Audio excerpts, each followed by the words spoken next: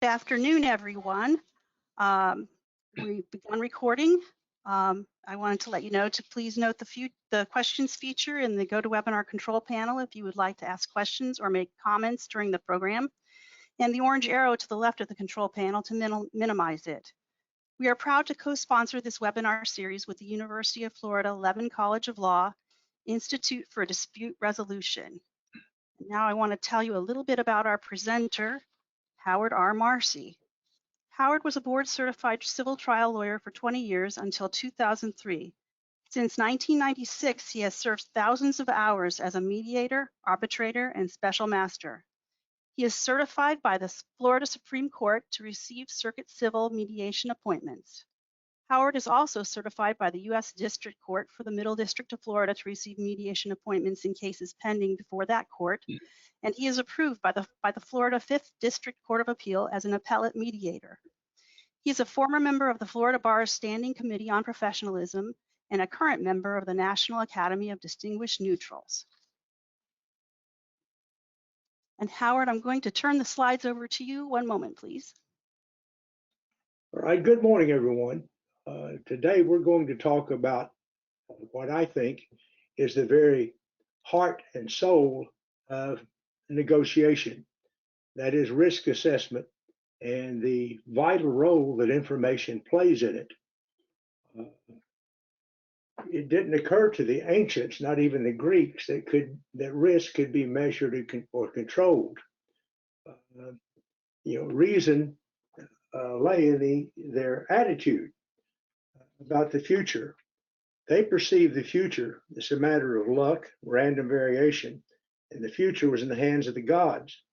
If you ask an ancient Roman whether Crassus would win in the games today, he might tell you that he has consulted an augur, and the augur has predicted that Cassius would win it.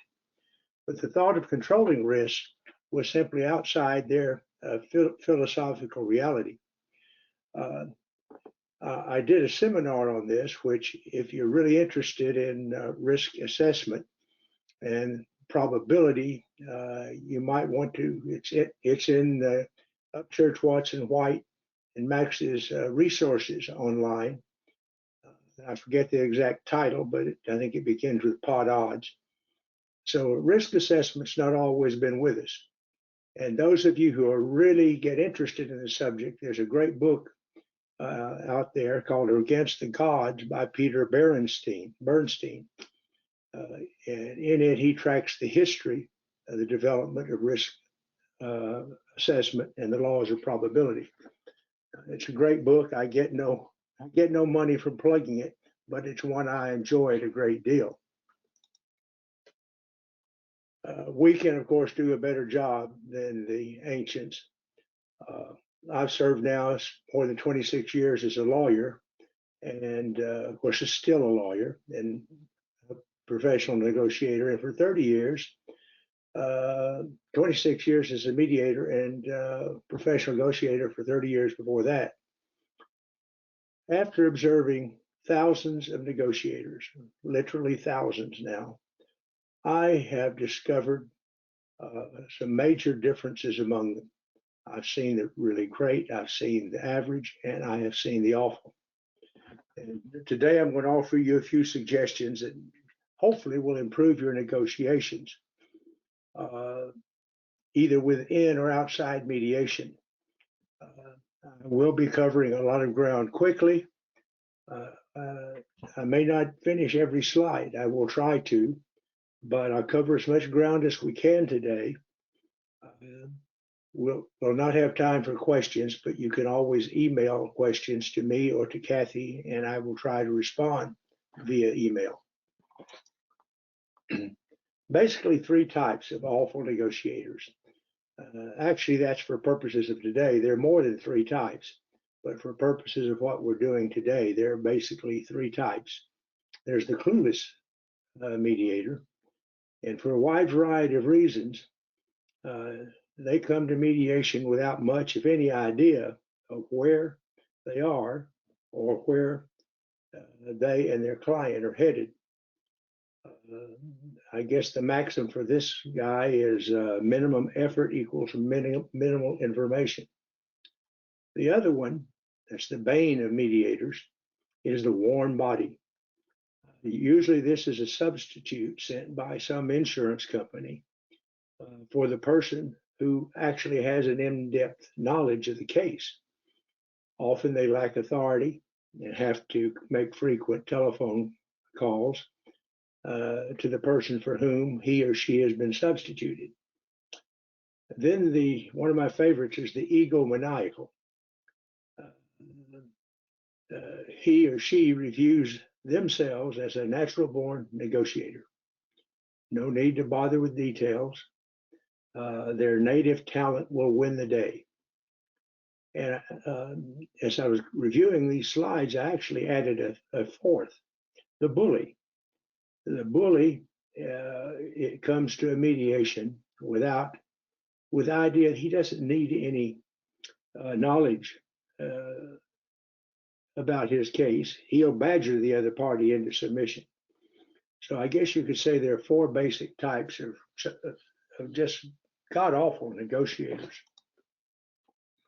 All share the same inability to utilize information, collect it, and digest it. I say here they all share an inability. I should have added or unwillingness.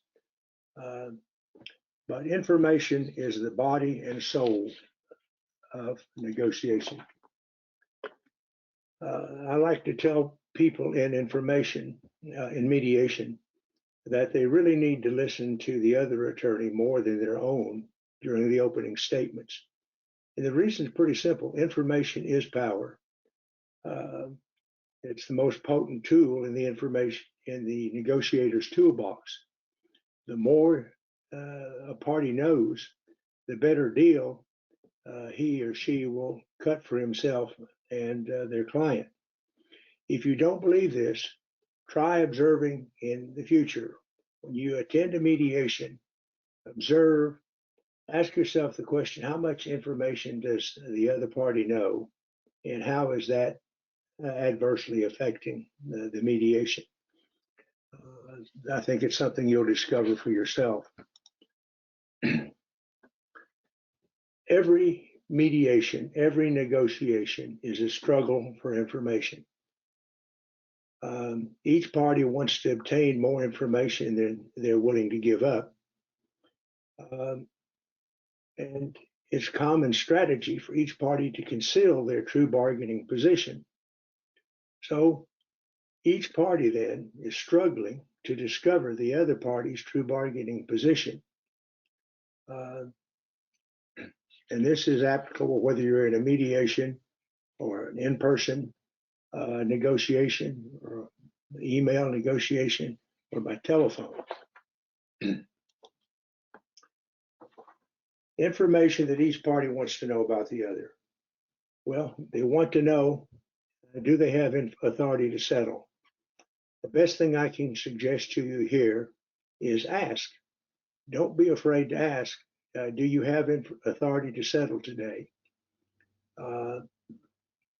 They may lie to you, but at least you have made an effort to find out who's making the decisions and each attendee's role in negotiations. So often in a mediation, the person actually making the decisions is not the person you think it is.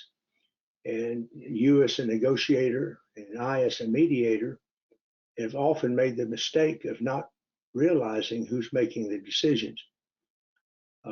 It may be the quiet little person sitting in the back of the room who hasn't said a word during the various caucuses. So if you can't find out in the opening statement who's making the decisions or in the opening remarks, maybe the mediator can find out for you. Are they making telephone calls? And why? This was a really important, I think, bit of information when we were doing mostly in-person mediations. If you made it a practice of walking around the halls, you would often see people on, with the other party making telephone calls. That was a real tip-off that either they didn't have authority, or maybe you'd reached their maximum position, and now they were having to get additional authority.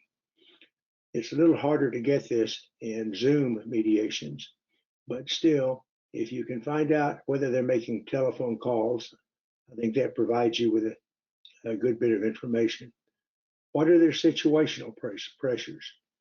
If it's a plaintiff, do they have debts? Do they need money? I had one mediation where the plaintiff really wanted the money to buy a house, and the defendant was able to make a better deal because of that. Do they have medical bills? If they're a defendant, are they getting pressure from reinsurers or excess carriers, or pressure from the injured's personal attorney? When the insured's personal attorney shows up at the mediation, you found gold, because now you know that there is some dispute between the insurance company and their insured, and the insured has found it necessary to hire an attorney to protect his interest. And what are their time constraints? Well, what are their constraints, both inside and outside the mediation? Do they have problems with time? We'll talk a little bit later about the letter of understanding, and that will perhaps give you a little more insight. More information. Who's paying the fees and cost?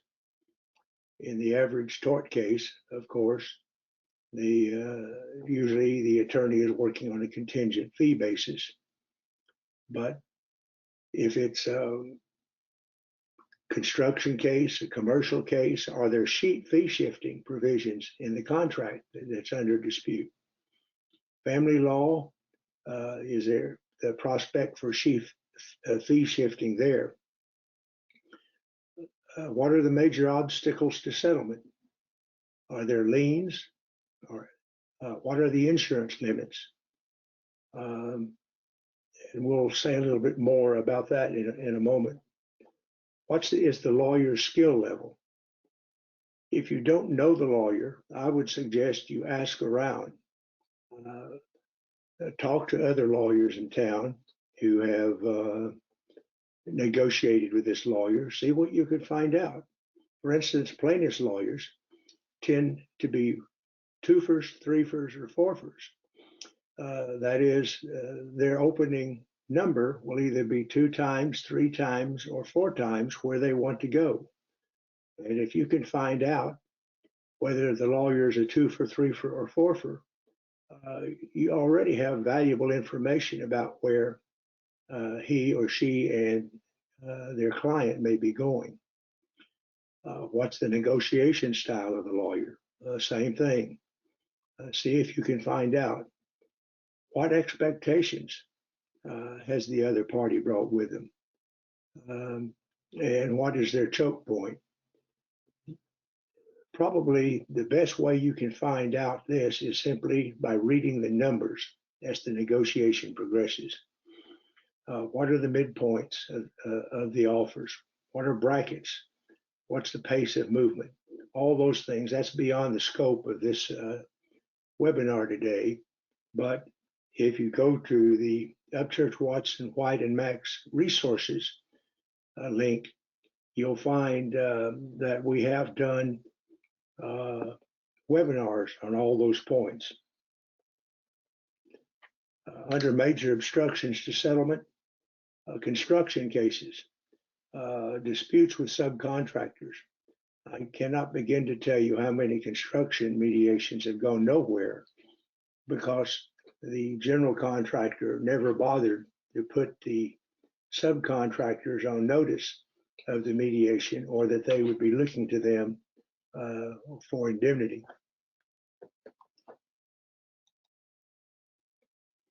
Information the plaintiff wants to know about the defendant. Is the defendant solvent? I would suggest to you that if there's any question of whether a defendant is solvent and you're representing the plaintiff, that you try to find out before mediation. If not, you're put in an awkward position. You have to sort of take the word of the defendant for it. And I can assure you they will be poor mouthing. They will tell you, no, my client's about to go broke, he owns nothing. You have no way of confirming that at the mediation. So if you can, before the mediation, through an Equifax or some sort of credit check or private investigator, find out. It's important to know, does the defendant have the wherewithal to fulfill the terms of settlement? This is more than just whether they have the money. Are you expecting them to perform some action that they do not have the ability to do? Or are they promising you to take action that they know they can't do? Insurance coverage, deductibles, limits. One of the most important things you can do if insurance coverage is an issue is to flush that out during formal discovery, interrogatories, requests for admissions, depositions. If not, you're put in a very awkward position again at mediation. I'm often surprised at how often the plaintiff finds out for the first time at mediation how much insurance the defendant has. Well, at that point in time, they haven't confirmed that formally by interrogatories or requests for admissions or depositions exactly what the coverage is, and they're having to take the other party's word for it. It becomes hard to set aside an agreement for fraud if they've lied to you at mediation. Is there reservation of rights? Is the insurance company defending but denying any coverage? Valuable information to know. All these things, deductibles, all these things you will really should get before you ever go into negotiation. Does the defendant have the prospect of recovering his, her, its losses? For instance, is there somebody they can seek indemnity from? Is there reinsurance? Do they have subrogation rights against someone? Or can they get contribution from a joint tortfeasor? And the next one's one you often see in commercial settings. Is the negotiation being handled by the person who created the cause of action? The place you most frequently encounter this is in the sexual harassment cases. Small business, the general manager or owner has been sexually harassing an employee, and the general manager owner shows up at the mediation. You have a problem on your hands. So again, this is something you want to flush out. Who is going to be attending the mediation? And again, I'm going to, in a minute, talk about the letter of understanding. That may be helpful in doing that. If it's an insurance claim, the insurer's track record for settlement negotiation style, that you may not, unless you are someone, some of these attorneys who, for instance, do only storm damage claims, they know they don't have to ask anyone because they've negotiated with the same insurer over and over again. But if it's a new insurance company and you're a plaintiff's attorney, you might ask other attorneys, have you dealt with this insurance company before? What is their style? Or they tend to be generous in settlement or stingy? All those are things that are helpful to know. And information the defendant wants to know about the plaintiff. What does the plaintiff expect to do with the settlement proceeds? Now, this is hard to find out. Usually it comes up in casual conversation or during a deposition. But if you know what the plaintiff expects to do with the settlement proceeds, that gives you a better idea of where their choke point may be at the end of the day. For instance, do they want to buy a house? Do they have bills to pay? All of those things, if you know, give you a leg up. How badly does the plaintiff want to settle? One of my favorite anecdotes in a mediation is where in opening statement, and the plaintiff's attorney did something he probably, in retrospect, he shouldn't have done. He turned to the plaintiff, an elderly woman, and said, do you have anything to say, Mrs. Smith? And she says, Lord God, I want to settle this case today. I'm scared to death of trial. That, of course, was the worst possible information that the plaintiff could have provided to the defendants. Are fees and costs a problem? You often encounter this in commercial settings or in the family law scenario or probate. Is litigation just too expensive? Often you'll encounter a situation where there's a great disparity in the financial wherewithal of a plaintiff and a defendant. I had one not long ago where the one party was a millionaire and the other party, her daughter, had very little in the way of assets. And it was a fee-driven case. The millionaire simply refused to settle and drove the case to trial. Are there unpaid liens, letters of protection, or subrogated interest that plaintiffs must satisfy? Obviously, if the plaintiff has unpaid medical bills or liens and hundreds of thousands of dollars, those are going to come out of their settlement or letter of protection to the physician. So it's vital that the defendant know that before, if possible, they get to mediation. Tax consequences for the plaintiff. In your average personal injury case, there of course are very few tax consequences. But in commercial cases, you can have, in probate cases, you can have tax consequences that range from capital gains to business losses to bad debt write-offs. Will the plaintiff lose entitlements? It crops up in tort cases very often that if the plaintiff gets a big settlement with a defendant, they may lose entitlement to some of the governmental benefits that they're otherwise entitled to. What's the net to plaintiff after all deducts? We'll say a little more about that a little later. And is the plaintiff or the lawyer driving the negotiation train? You may have a pretty good idea of that after the opening statements. But I often hear as a mediator, well, who's making the decisions in the other room? As a mediator, it's a tough ethical question. I don't think I'm at liberty to divulge that. The simple reason that all communications are confidential in the private caucuses, and actions, communications include actions. But if there's any way you can find out who's driving the negotiation train, again, that may be helpful for you. Just one of my cute New Yorker cartoons. Obtaining information before the mediation. It's absolutely vital, I think, if you're in litigation, to get insurance limits, medical bills, liens, economic losses in tort cases, and as much information as possible through the formal discovery process. And the reason is the need for confirmation.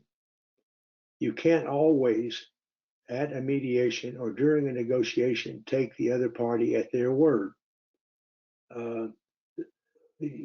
So it's a good idea to confirm it, get it in writing before you ever get to the negotiation session. Correspondence, you can also do that simply by snail mail or email. I had one case as a lawyer years ago where a very ethical lawyer from South Florida and I were involved in a case, a snake bite case, death of a young boy. And we were successful in conducting most discovery by correspondence. That's unusual, but correspondence can be helpful. Conversations with opposing counsel can be helpful. But one caveat here, it's really creates problems when you say, well, I'd recommend to my client X amount, or I'd recommend this to my client. Unless your client has given you permission to throw out that feeler, then it's going to come back to haunt you in negotiations, at mediation. The other party is going to view that as your starting number, and that may not be your starting number. Conversations with other attorneys, you can learn often a lot about how your opponent operates. So that's always helpful. Exchange of mediation summaries. Now, this is a subject in and of itself. And again, the best thing I can do is refer you to the Upchurch, Watson, White, and Max resources. I have done at least 2, I think, webinars, and other mediators with our group may have also, on mediation summaries, on the creation and exchange. So I can't get into those today, except exchanging mediation summaries can be a helpful way of obtaining information. If you want to know the other party's cost in a case, review your own. Usually they will be a rough approximation of your own.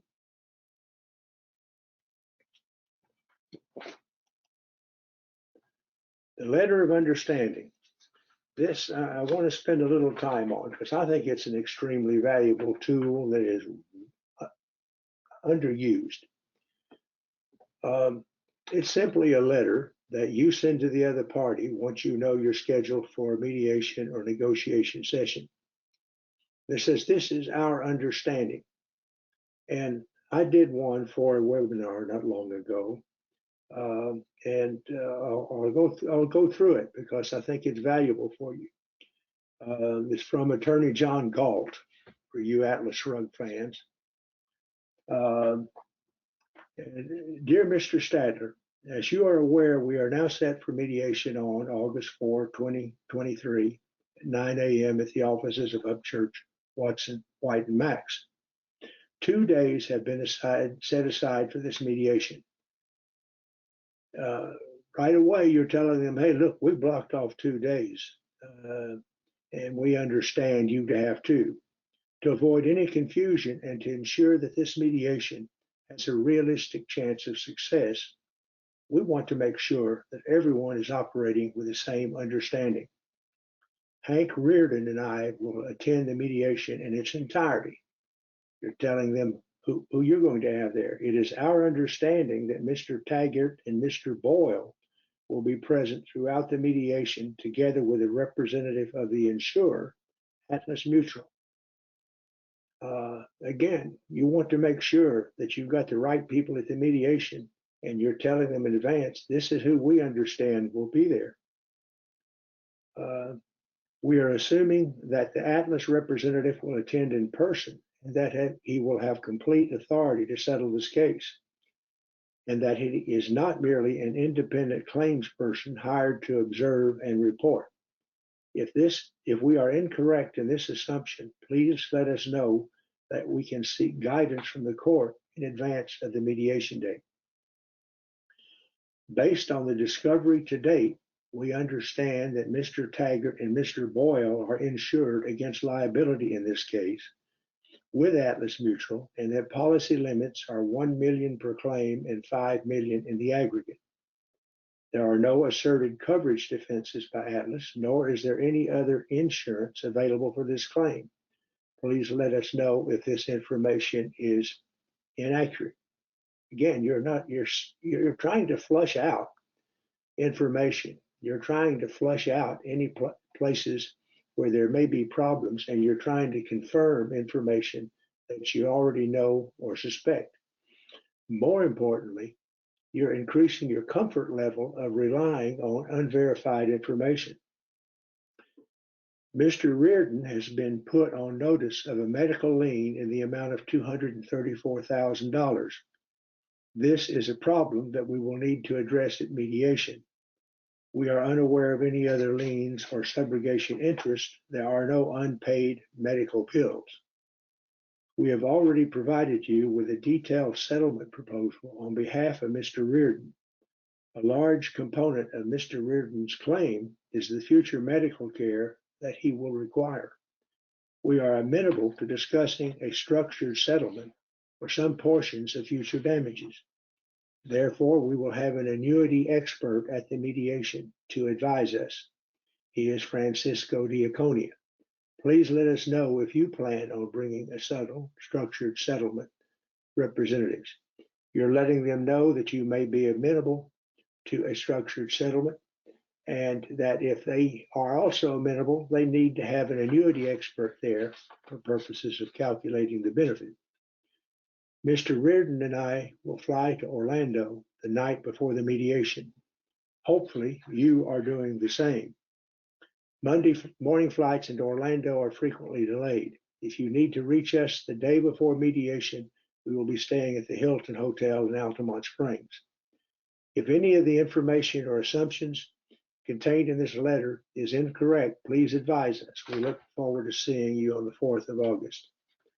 That's the type of letter that if you do not have one in your toolbox, you really ought to consider using. Very valuable. Should you provide a copy of your mediation statement to the other party? This gets to the information gap concept. Your opponent may not know as much as you know about your case or their case. So you have to consider whether providing them a skillfully drafted mediation statement ought to be provided to them. It's not necessarily the same one that you provide to the mediator. And always send a copy. Usually, what you would do is say, here's an extra copy of my mediation statement for your client. Because usually you're dealing through the attorney filter.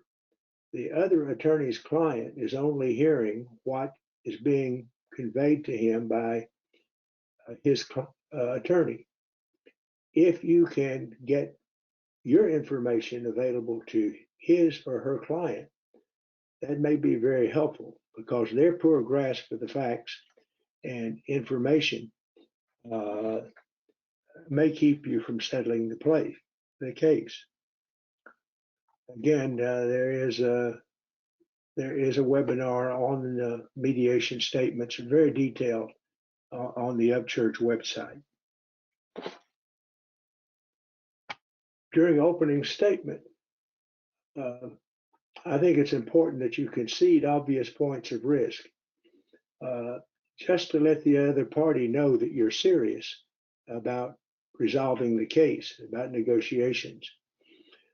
One of the best negotiators I have ever mediated with, and I won't tell you who he is in another part of the state, always routinely does a bullet point presentation on what he sees as the obvious points of risk in the opponent's case. He then does a bullet point of the risk for his client and tells the other party how he is going to get around those. You may not always want to do that, and you may not be skillful as he is in getting away with it, but very effective for him.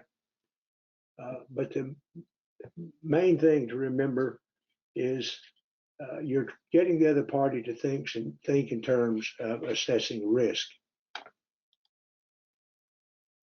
Essential persons and information sources should be available during mediation.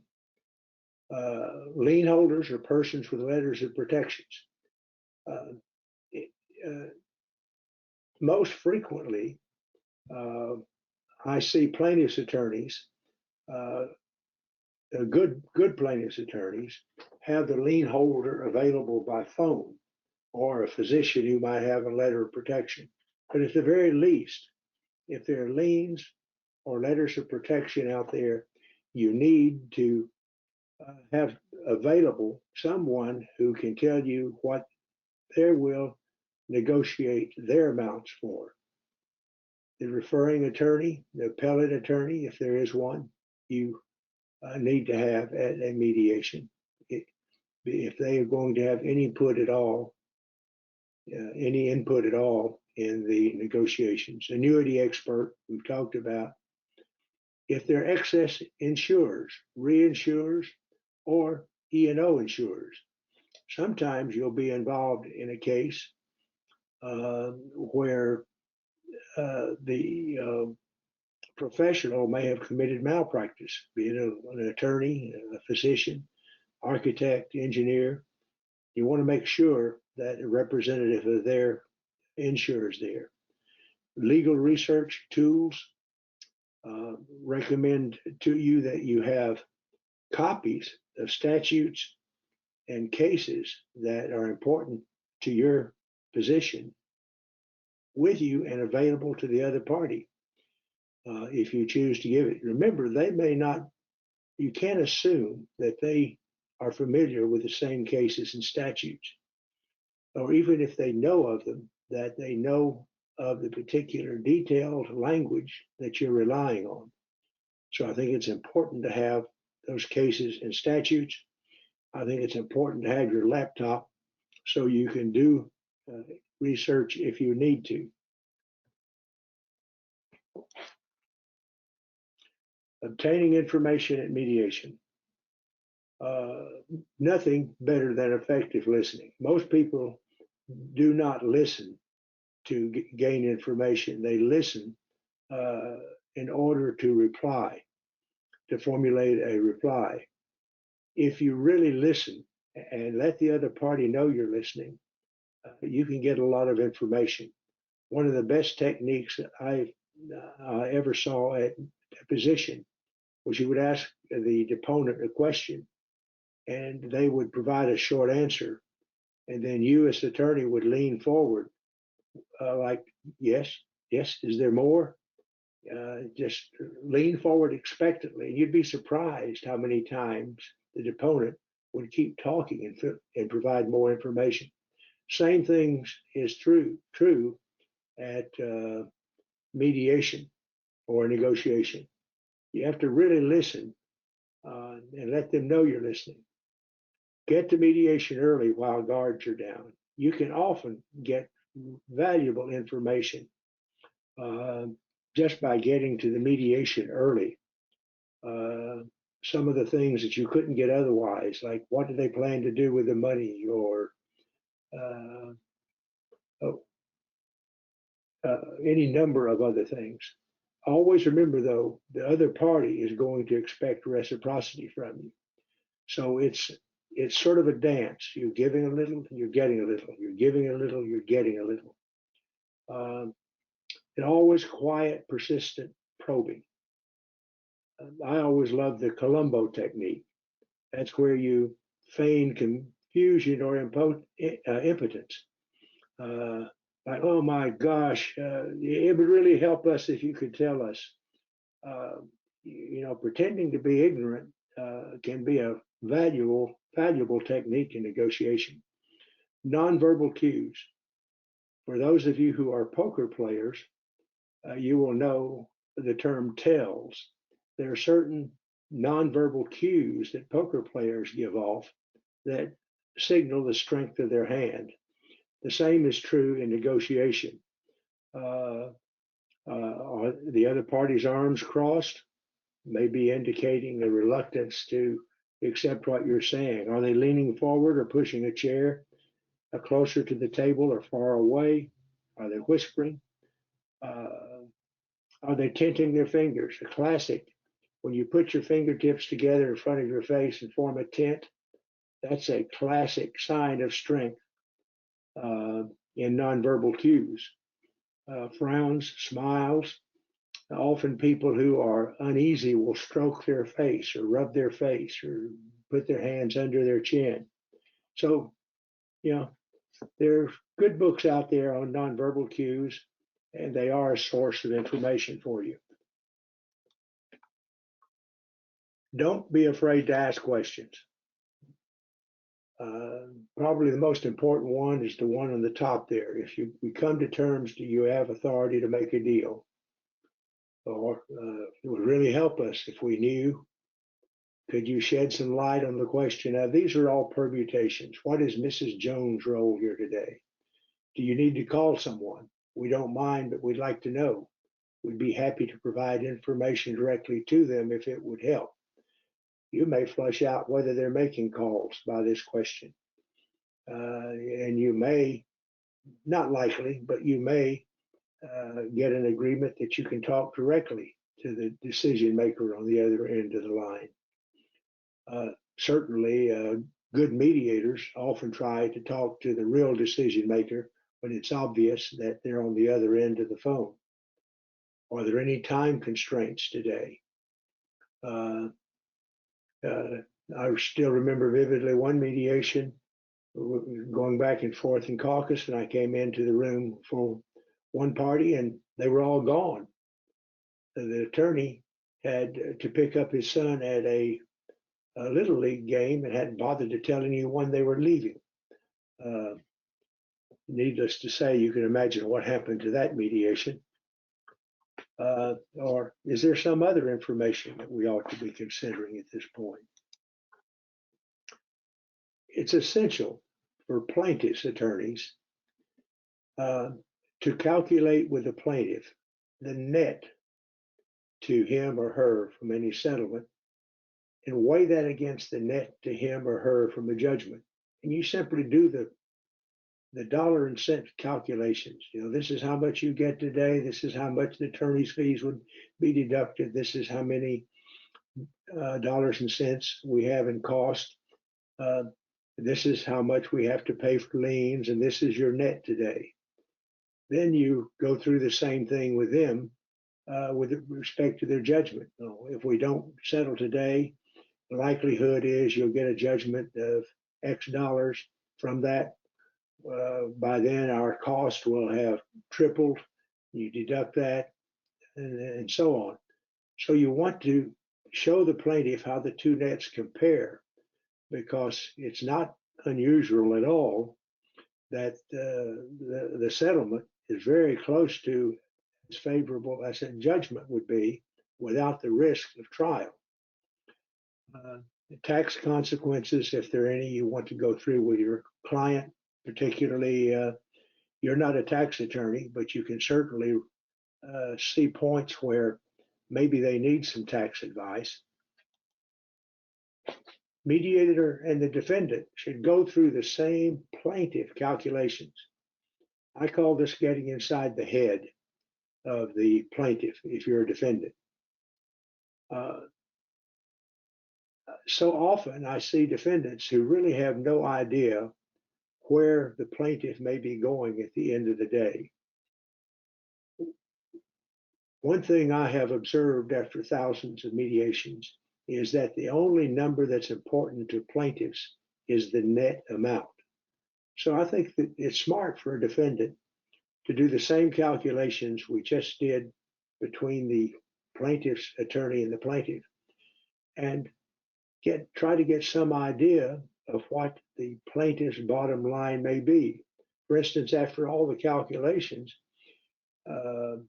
given the defendants, let's say the defendant offers $50,000, after all the deducts for attorney's fees and liens and cost, the plaintiff's number is zero.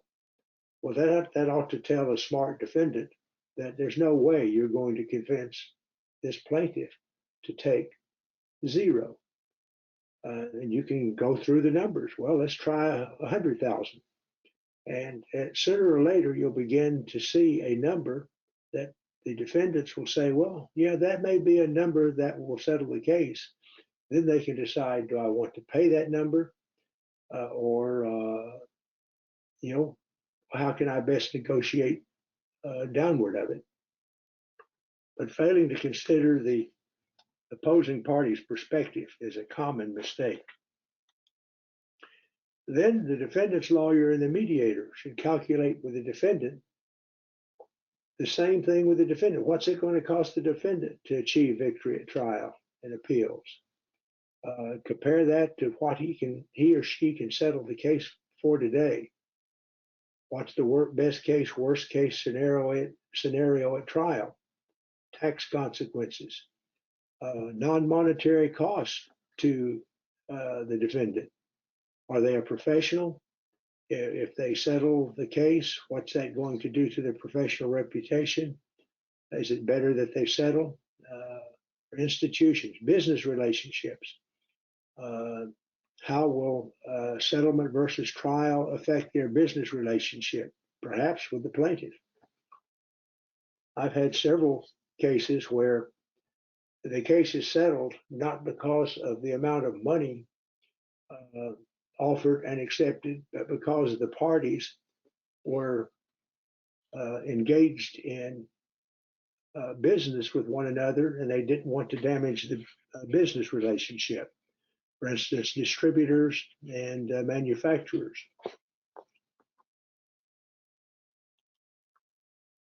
Make sure you understand what the other party perceives as their major risk. It may not be what you think it is.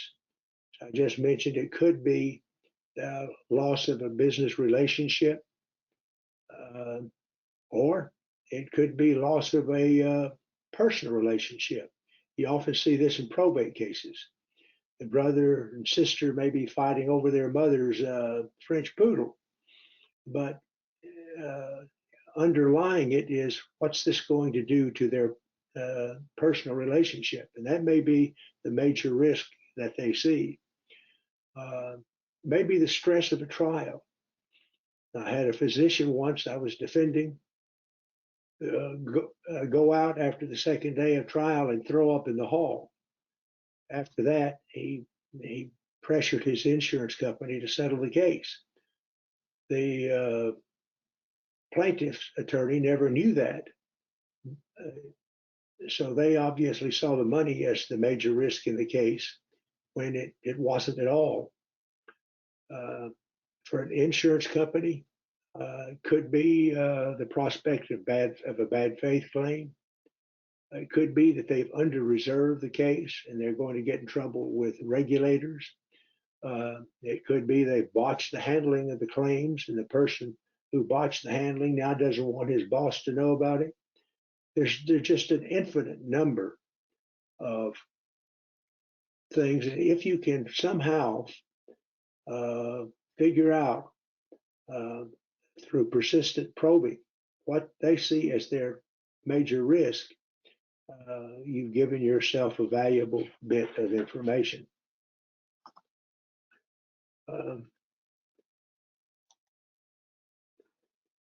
What's the other party's tolerance for risk? Are they gamblers by nature? There are some people who are gamblers by nature. They don't care what the risk of trial are. They will take the risk. And you encounter those occasionally. If so, that makes your prospects very difficult. This often happens in the tort arena, where you have plaintiffs who the attorney is paying the cost and of the case, and the plaintiff is willing to gamble. And if you sense that they are gamblers by nature, it makes your job as a defendant more difficult. Is the risk symmetrical, especially with respect to financial resources? We talked about this earlier. It may be that the financial wherewithal of the parties are very disparate. One may be able to afford it. As an attorney, I represented General Motors for years in their product liability cases, and no plaintiff's attorney ever took a General Motors product case without really considering what they were up against financially, because General Motors actually had them disassemble and reassemble a automobile in the federal courtroom. So you need to know how dissimilar the financial resources are. How important is a quick resolution for your client, for your opponent? There may well be financial pressures, lost business opportunities, poor health, impending death of a party or a loved one. May well be that the lawsuit's been brought by a guardian on behalf of a severely injured relative, and the injured relative, may not have long to live. So that may be an influence in how their willingness to go to trial. Some people enjoy litigating.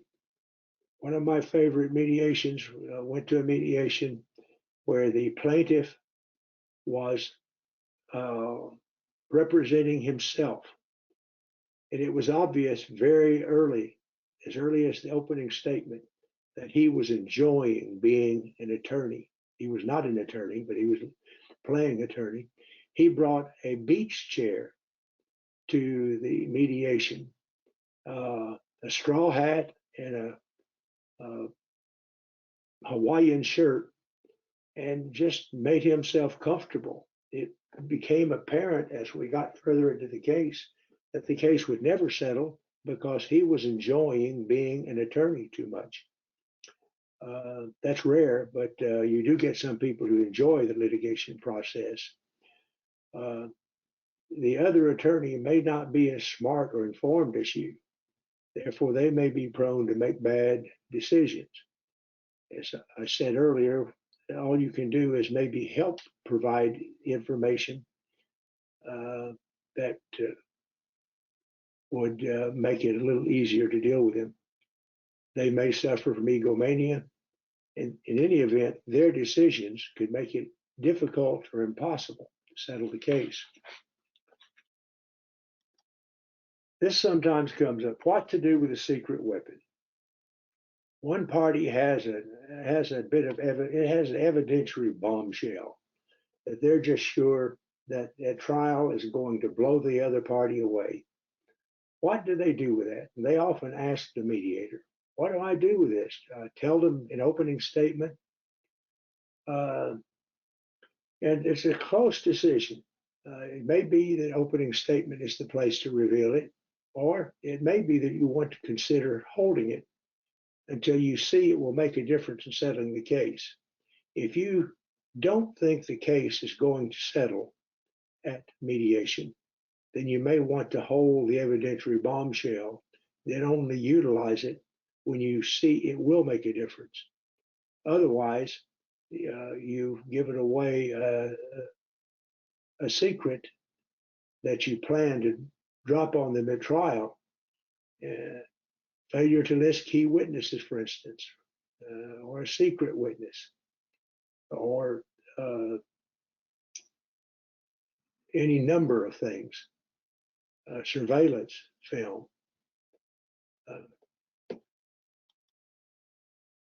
Then lastly, don't overlook any non-outcome determinative agreements that may hedge your client's risk. High-low agreements. I assume most of you know what high-low agreements are, but if you don't, you probably ought to take the time to learn. But basically, the